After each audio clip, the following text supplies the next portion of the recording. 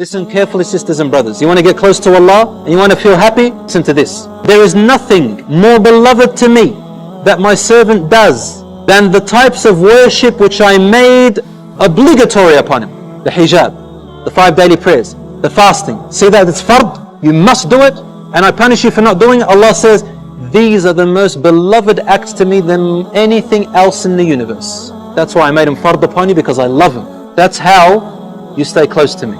And that's why I made a punishment, because I refuse for you to go away from me. I refuse to lose you to the shaitan. So I made it compulsory.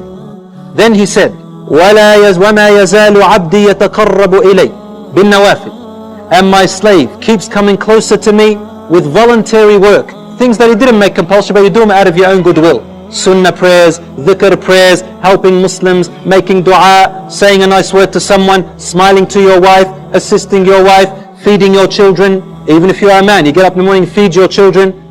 This is worship. My servant keeps coming closer to me with these voluntary acts, حَتَّى أُحِبُّهُ, until I begin to love him.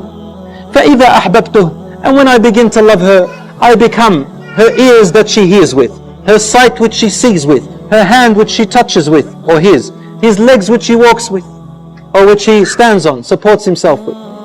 If he asks me for anything, I will give them, and if he sought protection from me, I will protect them. You know what it means to be your ear, your hearing and your sight and your hand and your support? It means that your ear suddenly, you'll feel like your ears only want to listen to good things. You know, pop music, Islam forbids it, right? And we know why. Your ear once used to love listening to it.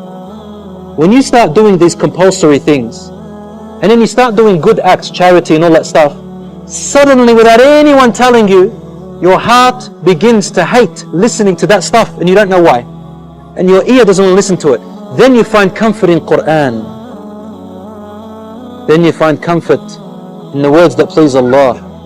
And you feel discomfort when you're sitting in a group and someone backbites someone else. You don't want to listen.